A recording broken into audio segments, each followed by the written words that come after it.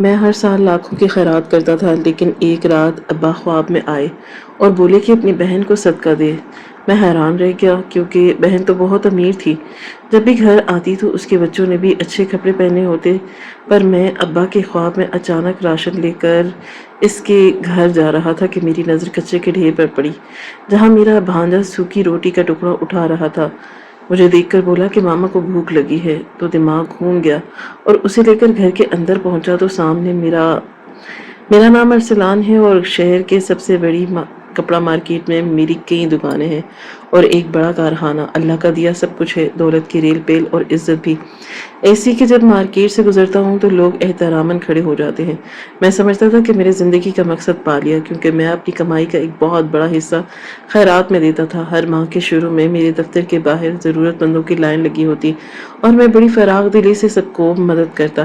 ایک دن میں اپنے دفتر میں بیٹھا اپنے مینیجر سے بات کر رہا تھا۔ مینیجر صاحب، اللہ نے مجھے بہت دیا ہے اور میں ماننا ہے کہ جو جتنا بانٹتا ہے اسے اتنا ہی ملتا ہے۔ اس مہینے ہم نے شہر کے 3 بڑے یتیم خانوں کو جو امداد بھیجی ہے اس کی رسیدیں مجھے دکھائیں، اور یہ جو نئے چیک میں نے سائن کیے ہیں یہ آج ہی فلائی ادارے کو پہنچا دیں۔ کسی کو یہ نہ لگے کہ ارسلان اپنے عہدے اور مال کے غرور میں دوسروں کو بھول گیا۔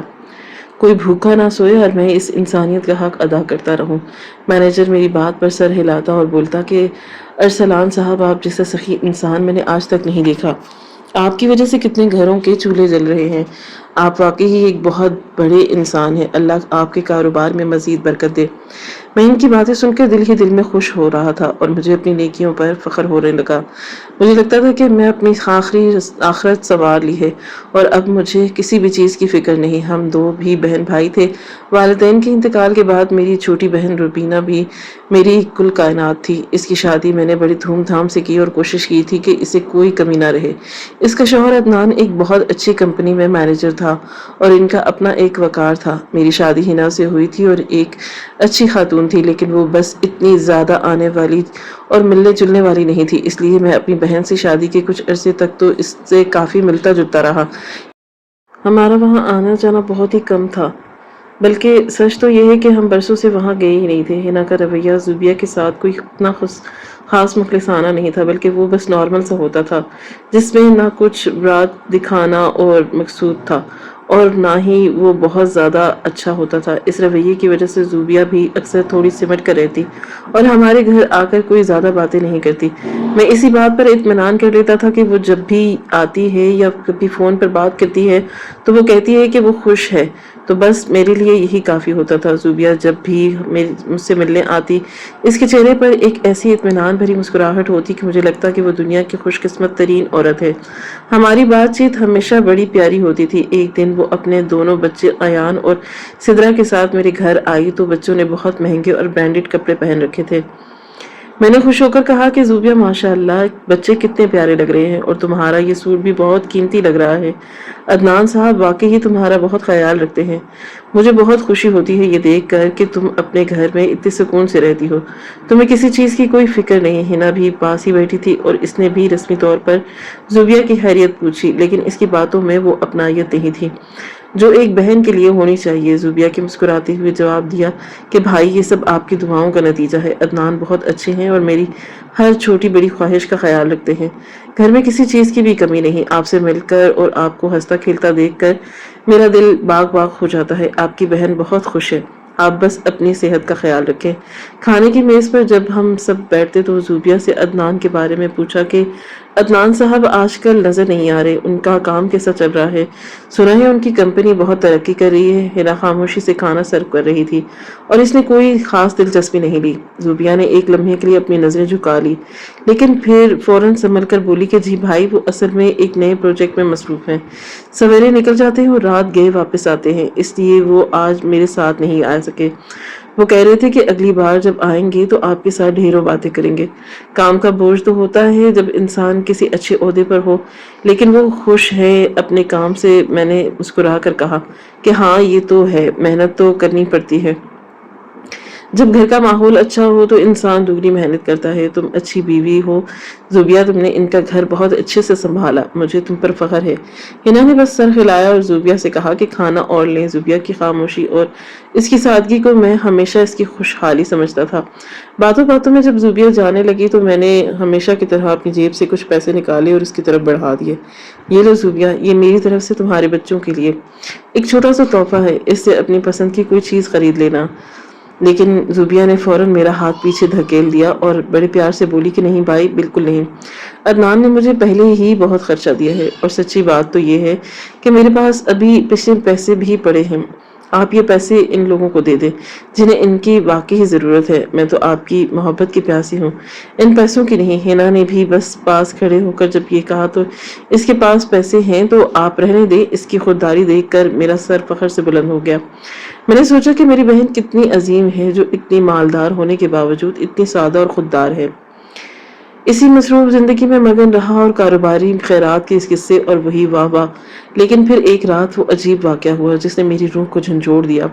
میں گہری نیند تھا کہ اچانک خواب میں مجھے اپنے مرحوم ابا نظر آئے۔ وہ گھر کے اسی پرانے صحن میں کھڑے تھے جہاں ہم بچپن میں کھیلا کرتے تھے، لیکن ان کا چہرہ بہت اداس تھا اور ان کی آنکھوں میں ایک بہت تکلیف تھی۔ پہلے کبھی نہیں دیکھی تھی۔ میں بھاگ کر ان کے پاس گیا اور کہا کہ ابا جی، آپ یہاں اور آپ اتنے پریشان کیوں ہیں؟ دیکھیں اللہ کے فضل سے میں کتنا نام کما لیا۔ میں ہر سال لاکھوں روپے خیرات کرتا ہوں، لوگ مجھے سخی کہتے ہیں۔ آپ تو خوش ہونا چاہیے کہ آپ کا بیٹا اتنے انسانیت کی خدمت کی ہے۔ ابا جی نے میری طرف دیکھا اور بہت دھیمی اور غمگین آواز میں بولے کہ ارسلان بیٹا، تو باہر والوں کی لاکھوں بانٹتا ہے، غیروں کے چولہے جلاتا ہے، یہ سب بہت اچھا ہے، لیکن کبھی تو نے اپنی بہن کی خبر لی؟ کبھی اپنی زوبیہ کو بھی صدقہ دیا؟ وہ تیری اپنی ہے ارسلان، اس کے حق کو پہچان۔ میں خواب میں ہی حیران رہ گیا اور ہکلاتے ہوئے بولا کہ ابا، آپ یہ کیا کہہ رہے ہیں؟ زوبیہ تو بہت امیر ہے، اس کا شوہر بہت کماتا ہے، وہ جب بھی آتی ہے تو مہنگے کپڑوں میں ہوتی ہے، اسے میرے صدقے یا خیرات کی کیا ضرورت؟ تو کسی چیز کی کمی نہیں۔ لیکن ابا جی نے کوئی جواب نہیں دیا اور بس ایک گہری نظر مجھ پر ڈال کر دھندلا گئے، اور ان کی وہ آواز میرے کانوں میں گونجتی رہی کہ اپنی بہن کو صدقہ دے۔ میں ہڑبڑا کر اٹھ بیٹھا، میرا پورا جسم پسینے میں شرابور تھا اور دل بہت زیادہ زور زور سے دھڑک رہا تھا۔ رات کے 3 بج رہے تھے۔ میرے ذہن میں ابا جی کی کئی باتیں بار بار گردش کر رہی تھی۔ زوبیہ کو کس چیز کی ضرورت ہے؟ وہ خود دوسروں کی مدد کرنے کی باتیں کرتی ہے۔ ہنا بھی پاس سو رہی تھی لیکن میں نے اسے جگانا مناسب نہیں سمجھا۔ ہنا ان باتوں کو سنجیدہ نہیں لے رہی تھی۔ میرے دل میں ایک خوف سا بیٹھ گیا۔ میں نے خود کو تسلی دینے کی کوشش کی کہ خواب تو خواب ہوتے ہیں، ان کی کوئی حقیقت نہیں ہوتی۔ دوبارہ لیٹ گیا لیکن نیند میری آنکھوں سے کوسوں دور تھی۔ ہر بار جب میں آنکھیں بند کرتا تو ابا جی کا وہ اداس چہرہ سامنے آ جاتا۔ میں نے فیصلہ کیا کہ صبح ہوتے ہی میں زوبیہ کے گھر جاؤں گا اور خود دیکھوں گا کہ حقیقت کیا ہے۔ مجھے لگ رہا تھا کہ جیسے کوئی بہت بڑا راز ہے جو مجھ سے چھپا ہوا ہے، اور ابا جی کی روح مجھے خبردار کر رہی ہے۔ یہ بے چینی مجھے کسی کام کی نہیں چھوڑ رہی تھی اور میرا دل بار بار کہہ رہا تھا کہ ارسلان کچھ تو ہے جو تم نے اپنی آنکھوں پر پڑے دولت کے پردے کی وجہ سے نہیں دیکھا۔ اگلی صبح جب میں بیدار ہوا تو میرا سر بھاری ہو رہا تھا اور وہ خواب کسی سائے کے ساتھ میرے ساتھ چمٹ گیا، اور میں نے پورا دن اپنے دفتر کے کاموں میں گزارنے کی کوشش کی لیکن میرا دل کسی پل بھی نہیں سکون میں آ رہا تھا۔ اور عدنان کا کام بھی اچھا تھا، پھر باجی ایسا جواب خواب کیوں دکھائیں گے؟ لیکن اگلی رات پھر وہی ہوا۔ میں نے دیکھا کہ ابا جی دوبارہ اسی صحن میں کھڑے ہیں اور اس بار ان کا چہرہ پہلے سے بھی زیادہ اداس تھا۔ وہ میری طرف دیکھ کر خاموش رہے لیکن ان کی آنکھوں سے بہتے آنسو میرے دل پر تیر کی طرح لگ رہے تھے۔ میں نے ہمت کر کے ان سے پوچھا کہ ابا جی، آپ کیوں رو رہے ہیں؟ کیوں؟ میں نے کہا کچھ غلط کیا؟ تو انہوں نے بس اتنا کہا کہ ارسلان میرا بچہ، تو نے اپنی بہن کے بھرم نہیں دیکھا اور اب اس کی سفید پوشی اسے نکل رہی ہے۔ وہ خواب میں ہی مجھے کچھ کہہ رہی تھی کہ اپنوں کی خبر لینا سیکھو ورنہ یہ خیرات اور صدقے تمہارے کسی کام کے نہیں آئیں گے۔ میں ہڑبڑا کر اٹھ گیا اور میرے ماتھے پر پسینہ تھا۔ مجھے سمجھ نہیں آ رہا تھا کہ سفید پوشی اور بھرم سے ابا جی کا کیا مطلب، کیونکہ زوبیہ تو ہمیشہ اچھے حال میں رہتی تھی۔ تیسری رات جب پھر مجھے وہی خواب آیا تو ابا جی کی آواز میں ایک عجیب سی تڑپ تھی۔ وہ بولے کہ ارسلان، اب دیر مت کرنا کیونکہ وقت ہاتھ سے نکلتا جا رہا ہے اور میری زوبیہ اب مزید بوجھ نہیں اٹھا سکے گی۔ میں نے اسی رات تہیہ کیا کہ اب میں مزید انتظار نہیں کروں گا اور چاہے کچھ بھی ہو میں کل زوبیہ کے گھر جا کر اصل حقیقت پتہ لگاؤں گا۔ اگلی صبح میں نے اپنے مینیجر کو فون کیا اور کہا کہ گاڑی بہت سارا راشن اور ضرورت کا سامان رکھو۔ مینیجر حیران ہوا، پوچھنے لگا کہ ارسلان صاحب کیا آج کسی خاص جگہ تقسیم کرنے جانا ہے؟ تو میں نے اسے بتایا کہ نہیں، میں اپنی بہن کے لیے لے کے جا رہا ہوں۔ وہ خاموش ہو گیا، لیکن اس کے چہرے سے لگ رہا تھا کہ وہ سوچ رہا ہے کہ اتنی امیر بہن کے لیے راشن لے جانے کی کیا ضرورت ہے۔ میں نے گاڑی میں آٹا، چینی، دالیں، گھی اور بچوں کے لیے ڈھیر سارے پھل اور کھلونے رکھوائے اور زوبیہ کے گھر کی طرف روانہ ہو گیا۔ راستے بھر میرا دل دھڑکتا رہا اور میں بار بار یہی سوچتا رہا کہ اگر زوبیہ یہ سب دیکھ کر برا منایا تو اسے کیا جواب دوں گا۔ میں نے سوچا کہ میں اسے کہوں گا کہ یہ بس اللہ کی راہ میں دینے نکلا تھا، تو سوچا کہ پہلے تمہیں دے دوں۔ جیسے ہی میں اس کے علاقے میں پہنچا تو مجھے محسوس ہوا کہ وہاں کی گلیوں میں وہ پہلے جیسی چہل پہل نہیں تھی۔ زوبیہ کا گھر ایک درمیانے سے علاقے میں تھا جہاں وہ کرائے پر رہتے تھے۔ میں نے گاڑی گلی کے موڑ پر روکی تو میری نظر ایک کچرے کے ڈھیر پر پڑی جہاں ایک چھوٹا سا بچہ جھکا ہوا تھا، کچھ تلاش کر رہا تھا۔ اس کا لباس میلا کچیلا اور وہ بہت کمزور لگ رہا تھا۔ مجھے وہ بچہ کچھ جانا پہچانا لگا۔ گاڑی سے اتر کر غور سے دیکھا، میرا دل رک گیا جب میں نے پہچانا کہ وہ کوئی اور نہیں بلکہ میرا 7 سالہ بھانجا ایان تھا۔ تیزی سے اس کی طرف بڑھا اور میرا سانس پھول گیا۔ میں نے پکارا کہ ایان بیٹا، تم یہاں کیا کر رہے ہو؟ وہ بچہ چونک کر پیچھے مڑا اور جیسے ہی میں نے اسے دیکھا تو اس کے چہرے پر ایک دم خوف اور شرمندگی کے تاثرات ابھر آئے۔ اس نے فوراً اپنے ایک ہاتھ اپنی پیٹھ کے پیچھے چھپا لیا۔ اس کا ہاتھ پکڑ کر آگے کیا تو دیکھا اس میں سوکھی روٹی کا ایک ٹکڑا تھا جو شاید کچرے سے اٹھایا تھا۔ میں نے لرزتی ہوئی آواز میں پوچھا کہ ایان یہ کیا ہے اور تم یہاں اس حال میں کیا کر رہے ہو؟ ایان نے روتے ہوئے ہچکیاں لیتے ہوئے بولا کہ مامو جان مجھے معاف کر دینا، بس ماما کے لیے کچھ ڈھونڈ رہا تھا۔ میں نے پوچھا کہ ماما کے لیے کیا ڈھونڈ رہے تھے اور گھر میں کھانا نہیں ہے کیا؟ ایان نے روتے ہوئے جواب دیا کہ ماما کو بہت بھوک لگی ہے اور 2 دن سے کچھ نہیں کھایا، گھر میں ایک دانہ بھی نہیں ہے اور بابا بہت بیمار ہیں، وہ بستر سے اٹھ نہیں سکتے۔ ایان کی یہ باتیں سن کر میرے پیروں تلے سے زمین نکل گئی۔ مجھے ابا جی کے خوابوں کا مطلب سمجھ آ گیا۔ میں نے اسے گلے لگایا اور کہا کہ میرے بچے، تم نے مجھے کیوں نہیں بتایا؟ ایان بولا کہ ماما نے منع کیا تھا کہ کسی کو کچھ نہیں بتانا، کیونکہ اس سے آپ کی ماما اور بابا کی عزت کم ہو جائے گی۔ اللہ دیکھ رہا ہے اور وہ کوئی نہ کوئی راستہ نکالے گا۔ مجھے اپنی بہن کی اس سفید پوشی پر رونا آیا۔ بھوک سے مر رہی تھی لیکن اپنا بھرم نہیں ٹوٹنے دے رہی تھی۔ میں ایان کا ہاتھ پکڑ کر تیزی سے زوبیہ کے گھر کے اندر داخل ہوا۔ دروازہ کھلا ہوا تھا اور جیسے ہی صحن میں پہنچا تو وہاں کی ویرانی دیکھ کر میرا کلیجہ منہ کا آ گیا۔ کہکہوں سے گونجتا ہوا یہ گھر اب ویران تھا۔ کمرے کی طرف بڑھا تو دیکھا کہ زوبیہ ایک پرانی چٹائی پر لیٹی ہوئی تھی اور اس کا چہرہ اتنا زرد تھا کہ جیسے جسم میں خون کا قطرہ بھی نہیں ہو۔ اس کی بڑی 12 سالہ بیٹی سدرا اس کے پاس بیٹھی اسے ایک سٹیل کے گلاس سے پانی پلا رہی تھی۔ اس کی آنکھیں پھیل گئیں اور اس کے ڈر کے مارے پیچھے ہٹ گئی۔ میں نے زوبیہ کو پکارا، زوبیہ یہ کیا حال بنا رکھا ہے تم نے؟ زوبیہ نے بڑی مشکل سے اپنی آنکھیں کھولی اور جب اس نے مجھے سامنے کھڑا دیکھا اسے فوراً اپنا دوپٹہ ٹھیک کیا اور اپنے چہرے پر ایک مصنوعی مسکراہٹ لانے کی کوشش کی۔ وہ لڑکھڑاتی آواز میں بولی کہ بھائی آپ یہاں اس وقت کیسے؟ میں بس ذرا تھک گئی تھی تو لیٹ گئی۔ عدنان ابھی ذرا آرام کر رہے ہیں، وہ جب اٹھیں گے تو آپ سے بات کریں گے۔ میں نے غصے اور دکھ سے کہا کہ بس کرو زوبیہ، اب مزید جھوٹ مت بولو، میں ایان کو باہر سے دیکھ کر آ رہا ہوں، وہ مجھے سب بتا چکا ہے۔ زوبیہ نے ایان کی طرف دیکھا تو اس کی آنکھوں میں آنسو جاری ہو گئے اور اس کی وہ مصنوعی مسکراہٹ دم توڑ گئی۔ پھوٹ پھوٹ کر رونے لگی اور بولی کہ بھائی میں کیا کرتی، میرے پاس کوئی راستہ نہیں تھا، میں پریشان کرنا نہیں چاہتی تھی آپ کو، میں نہیں چاہتی تھی کہ لوگ کہیں کہ ارسلان کی بہن صدقے پر پل رہی ہے۔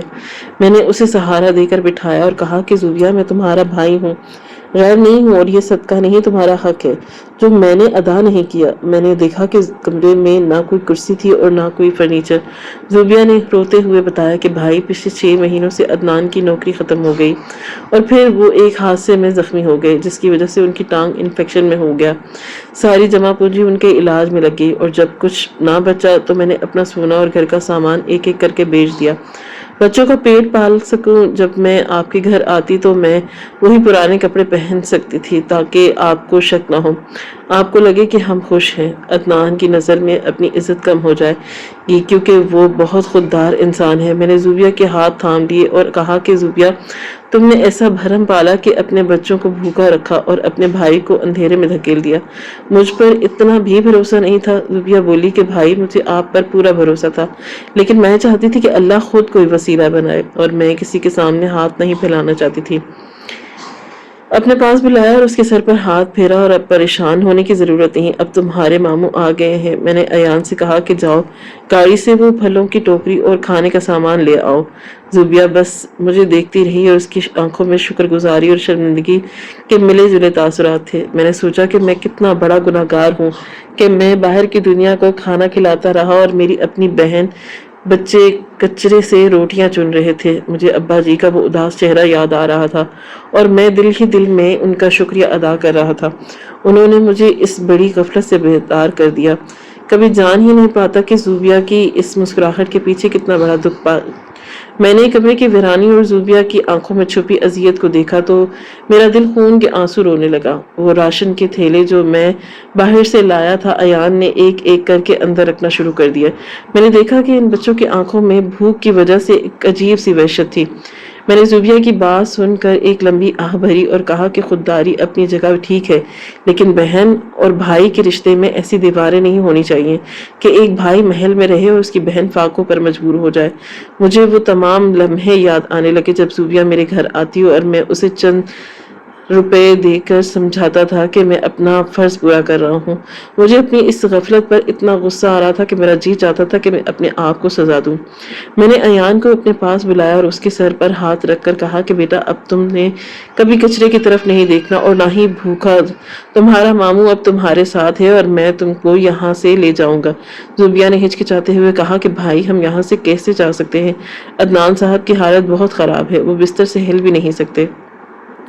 میں نے کہا کہ تم ان کی فکر مت کرو، میں نے سب سوچ لیا ہے اور میں ابھی اپنے ملے کو فون کرتا ہوں، وہ ایمبولینس لے کر آ جائیں گے۔ ہم عدنان صاحب کو شہر کے سب سے بہترین ہسپتال داخل کروائیں گے۔ اور اسے سخت لہجے میں ہدایت دی کہ فوراً ایک بڑی ایمبولینس اور کچھ مزدور کو لے کر اس پتے پر پہنچو۔ زوبیہ خاموشی سے مجھے دیکھ رہی تھی اور شاید اسے اب بھی یقین نہیں آ رہا تھا کہ اس اذیت کے دن ختم ہونے والے ہیں۔ میں نے کمرے کے دوسرے کونے میں بستر پر پڑے عدنان صاحب کی طرف دیکھا تو میرا کلیجہ کٹ گیا۔ وہ شخص جو کبھی کتنا روبدار اور صحت مند ہوتا تھا صرف ہڈیوں کا ڈھانچہ بن کر رہ گیا۔ ان کے قریب گیا اور ان کا ہاتھ تھاما اور کہا کہ عدنان صاحب مجھے معاف کر دیں، میں نے آپ لوگوں کی خبر لینے میں دیر کر دی۔ عدنان صاحب نے بڑی مشکل سے اپنی آنکھیں کھولی اور ان کی آنکھوں کے گوشوں میں آنسو نکل رہے تھے۔ ان کی کنپٹیوں تک بہہ چکے تھے لیکن ان کے حلق سے آواز نہیں نکل رہی تھی۔ میں نے ان کے سر پر ہاتھ رکھا اور کہا کہ آپ کو بولنے کی ضرورت نہیں، میں سب سمجھ گیا ہوں، اب آپ میرے مہمان ہیں اور آپ کا علاج میری ذمہ داری۔ زوبیہ نے بتایا کہ بھائی ان کا زخم اتنا گہرا ہو چکا ہے کہ ڈاکٹروں نے آپریشن کا کہا، لیکن ہمارے پاس تو دوائی کے بھی پیسے نہیں تھے۔ زوبیہ کو تسلی دی اور کہا کہ اللہ بہت بڑا ہے اور اس نے مجھے بروقت یہاں بھیج دیا۔ تھوڑی ہی دیر میں ایمبولینس کی آواز گلی میں گونجنے لگی اور میرے کچھ ملازمین بھی وہاں پہنچ گئے۔ میں نے دیکھا کہ محلے کے لوگ اپنے گھروں کی کھڑکیوں سے جھانک رہے تھے اور شاید وہ حیران تھے کہ گھر کے باہر اتنی بڑی گاڑیاں اور ایمبولینس کیسے کھڑی۔ میں نے ملازموں کو حکم دیا کہ عدنان صاحب کو بہت احتیاط سے اسٹریچر پر لٹا کر ایمبولینس میں منتقل کریں۔ زوبیہ نے اپنے اور بچوں کے چند کپڑے ایک بیگ میں رکھے اور بچوں کو ہاتھ پکڑ کر گھر سے باہر نکلنے لگی۔ اس نے ایک آخری نظر اس اجڑے ہوئے گھر پر ڈالی جس نے اس کی سفید پوشی کے کتنے ہی راز اپنے سینے میں دفن کر رکھے تھے۔ میں نے دیکھا کہ اس کے چہرے پر ایک عجیب سا اطمینان تھا، جیسے اس کے کندھوں سے کوئی بہت بڑا بوجھ اتر گیا ہو۔ جب ہم ہسپتال پہنچے تو میں نے عدنان صاحب کو فوراً ایمرجنسی میں داخل کروایا اور ڈاکٹر سے کہا کہ انہیں دنیا کی بہترین سہولتیں فراہم کریں۔ میں نے زوبیہ اور بچوں کو ہسپتال کی وی آئی پی ویٹنگ ایریا میں بٹھایا اور ان کے لیے کھانا منگوایا۔ ایان اور سدرا اتنے آرام اور سکھ پر بیٹھ کر حیران ہو رہے تھے اور وہ بار بار مجھے دیکھ کر مسکرا رہے تھے۔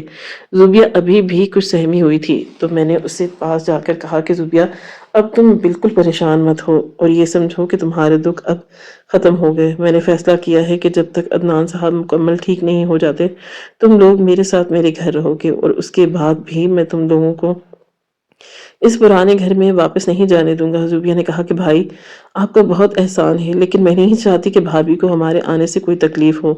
میں نے ان کی بات کاٹتے ہوئے کہا کہ تمہاری بھابھی کا دل بہت بڑا ہے اور وہ تو خود تمہیں بہت یاد کرتی ہیں، اصل میرا قصور ہے۔ میں اپنی مصروفیت اور اپنی نام نہاد نیکیوں میں اتنا مصروف تھا کہ مجھے اپنے گھر کی دیواروں کے پیچھے چھپی تکلیف نظر ہی نہیں آئی۔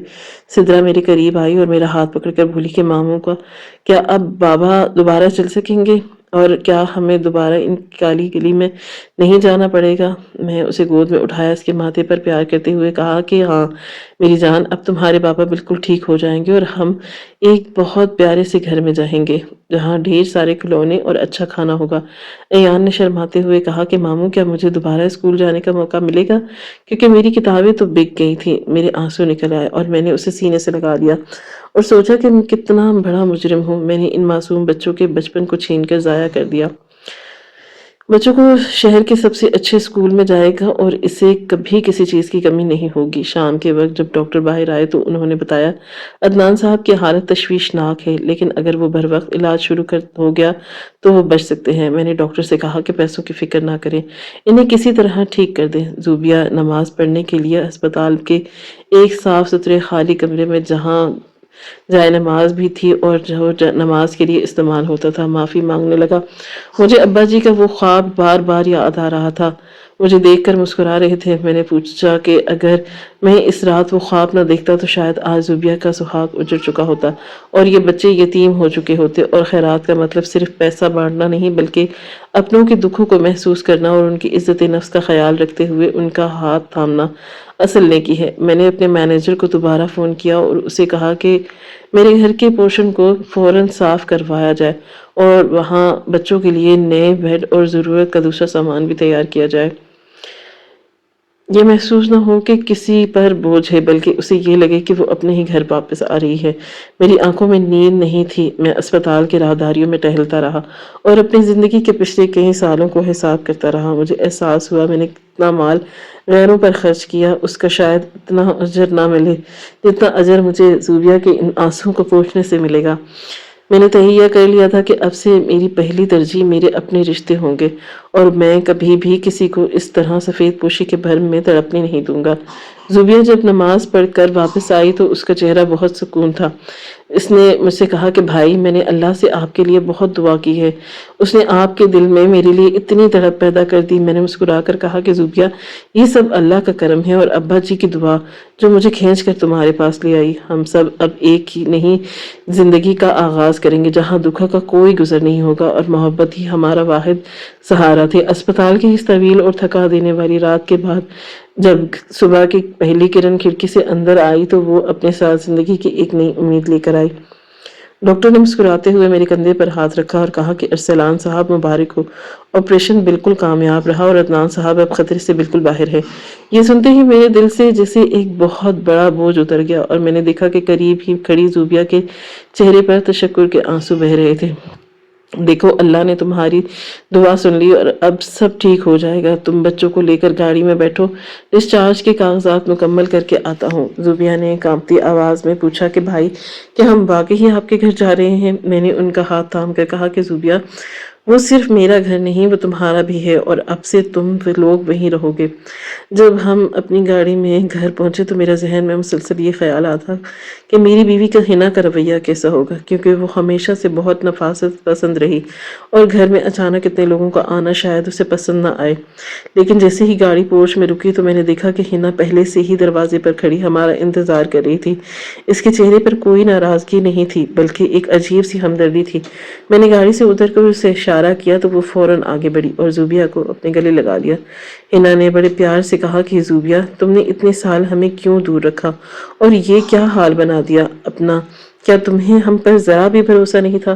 زوبیہ روتے ہوئے بولی کہ بھابھی، میں شرمندہ ہوں، میں بس اپنے سفید پوشی کا بھرم رکھ رہی تھی۔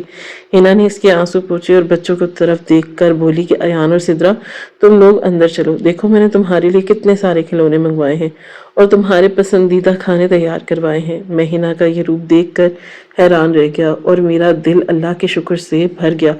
کچھ ہی دیر میں حنا نے بچوں کو نہلا دھلا کر نئے کپڑے پہنائے اور میز پر ڈھیر سارا کھانا سجا تھا۔ دیکھا کہ ایان اور سدرا کی آنکھوں میں خوف اب ختم ہو گیا اور بڑے شوق سے کھانا کھا رہے تھے۔ زوبیہ میرے پاس آ کر بیٹھی اور بولی کہ بھائی، مجھے ابھی تک یقین نہیں آ رہا یہ سب حقیقت ہے۔ میں نے اسے کہا کہ زوبیہ، یہ اللہ کا انعام ہے تمہارے اس صبر پر جو تم نے اتنی مشکل وقت میں کیا۔ ہنا نے ہماری گفتگو میں شامل ہوتے ہوئے کہا کہ ارسلان صاحب، میں نے اوپر والا پورشن مکمل طور پر ان کے لیے خالی کروا دیا اور وہاں کا سارا فرنیچر بھی تبدیل کروا دیا تاکہ زوبیہ کو یہ نہ لگے کہ وہ کسی کے کمرے میں رہ رہی ہے۔ زوبیہ نے ہچکچاتے ہوئے کہا کہ بھابی، اس کی کیا ضرورت تھی؟ ہم تو کہیں بھی گزارا کر لیتے۔ ہنا نے اس کا ہاتھ پکڑ کر کہا، نہیں زوبیہ، یہ تمہارا حق ہے اور اب کبھی بھی اپنے آپ کو اکیلا مت سمجھنا۔ میں نے ہنا سے اکیلے میں پوچھا کہ تم نے یہ سب اتنی جلدی کیسے مینج کیا؟ تو اس نے بتایا کہ اس نے میرے مینیجر کو کال کی تھی، جس سے اسے حقیقت کا علم ہوا اور احساس ہوا کہ ہم کتنے غافل تھے۔ ہماری اپنی بہن اس حال میں تھی اور ہم یہاں اپنی زندگی میں مگن تھے۔ اس دن مجھے احساس ہوا کہ میری بیوی کا دل کتنا بڑا ہے۔ میں نے سچی خوشی کا پہلا ذائقہ چکھ لیا۔ جب تک عدنان صاحب مکمل ٹھیک نہیں ہو جاتے وہ ہسپتال میں رہیں گے اور زوبیہ بچوں کے ساتھ یہاں سکون سے رہے گی۔ کچھ دن گزرنے کے بعد عدنان صاحب کی حالت اتنی بہتر ہو گئی کہ ڈاکٹروں نے انہیں گھر لے جانے کی اجازت دے دی۔ وہ اسٹریچر پر ہمارے گھر پہنچے تو ان کے چہرے پر ایک عجیب سی ندامت تھی۔ جب وہ سکون سے لیٹ گئے تو میں نے سب کو باہر بھیج دیا اور میں ان سے اکیلے میں بات کر سکوں۔ عدنان صاحب نے میری طرف دیکھا اور ان کی آنکھوں سے آنسو نکلنے لگے۔ ارسلان صاحب، میں نے آپ کو ہمیشہ ایک بہت قابل پر شاید تھوڑا مغرور بزنس مین سمجھا تھا، اس لیے میں نے کبھی آپ سے مدد نہیں مانگی۔ اپنی انا کی خاطر اپنی بیوی کو فاقوں میں مجبور کر دیا اور میرے بچے در در کی ٹھوکریں کھا رہے تھے۔ میں نے زوبیہ کو بھی آپ سے ملنے سے روکا تھا کیونکہ میں نہیں چاہتا تھا کہ کوئی مجھے ایک ناکام انسان سمجھے۔ عدنان صاحب، کامیابی اور ناکامی تو اللہ کے ہاتھ میں ہے۔ بیماری کسی پر بھی آ سکتی ہے۔ آپ کی سب سے بڑی غلطی یہ تھی کہ آپ نے رشتے کو انا سے تولا۔ آپ نے جو آپ کا امتحان تھا، لیکن اب وہ امتحان ختم ہو چکا۔ عدنان صاحب نے ہچکیاں لیتے ہوئے کہا کہ میں نے سوچ لیا تھا کہ اگر میں ٹھیک ہو گیا تو میں اپنی زندگی زوبیہ اور بچوں کے قدموں میں ڈال دوں گا۔ میں نے انہیں تسلی دی اور کہا کہ اب آپ نے صرف اپنی صحت پر توجہ دینی ہے اور یہی یاد رکھنا ہے کہ آپ تنہا نہیں ہیں۔ وہ گزرنے کے ساتھ ساتھ عدنان صاحب تیزی سے صحت یاب ہوتے گئے اور اب لاٹھی کے سہارے چلنے لگے، قابل ہو گئے۔ ایک شام ہم صحن میں بیٹھے چائے پی رہے تھے۔ میں نے عدنان صاحب سے کہا کہ میرا ایک ارادہ ہے اور میں چاہتا ہوں کہ آپ اس میں میرا ساتھ دیں۔ انہوں نے پوچھا کہ جی ارسلان صاحب، کیا بات ہے؟ میں نے کہا کہ میرا کاروبار اب بہت پھیل گیا اور مجھے ایک ایسے انسان کی ضرورت ہے جو مالی معاملات میں میرا دایاں ہاتھ بن سکے۔ آپ میرے بزنس میں میرے پارٹنر بنے اور جتنا بھی منافع ہوگا اس کا آدھا حصہ آپ کا ہوگا۔ عدنان صاحب ایک دم چونک گئے اور بولے کہ نہیں نہیں، یہ ہو سکتا ہے، آپ نے پہلے ہی ہم پر اتنے بڑے احسانات کیے ہیں، بلکہ یہ آپ کی قابلیت قدر ہے۔ آپ ایک پڑھے لکھے انسان ہیں اور مجھے پتا ہے کہ آپ میرے کاروبار کو نئی بلندیوں پر لے جائیں گے۔ زوبیہ قریب ہی بیٹھی بچوں کو کھیلتا دیکھ رہی تھی۔ اس نے کہا کہ بھائی، آپ اتنا سب کچھ کیوں کر رہے ہیں؟ میں نے کہا کہ زوبیہ، یہ سب تمہارے لیے نہیں بلکہ اپنے سکون کے لیے کر رہا ہوں۔ مجھے وہ رات یاد ہے جب ابا جی خواب میں آئے تھے اور انہوں نے مجھ سے میری بہن کا حق مانگا تھا۔ آج اگر میں یہ سب کر رہا ہوں تو ابا جی کو دکھاؤں گا۔ ارسلان اب وہی کہیں گے اور جو انہوں نے سوچ لیا۔ عدنان صاحب نے نم آنکھوں کے ساتھ میرا شکریہ ادا کیا اور اس دن سے ایک نئی زندگی کا آغاز ہوا۔ آج واقعی ہی 5 سال گزر گئے اور ہمارا گھر خوشیوں کا گہوارہ بنا۔ عدنان صاحب اب میرے بزنس کے سب سے اہم ستون ہیں اور ان کی ذمہ داریوں کی وجہ سے ہم نے کئی پروجیکٹ شروع کر دیے۔ زوبیہ نے ایک بہت بڑا فلاحی مرکز کھولا جس کا نام اس نے ابا جی کے نام پر رکھا۔ اس مرکز کا مقصد صرف ان خاندانوں کی مدد کرنا جو سفید پوش ہیں اور اپنی غیرت کی وجہ سے کسی کے ساتھ میں ہاتھ نہیں پھیلاتے۔ میرا بھانجا کہتا کہ ماموں جان، مجھے زندگی کا وہ سبق کبھی نہیں بھولے گا جو آپ کے پیار نے مجھے سکھایا۔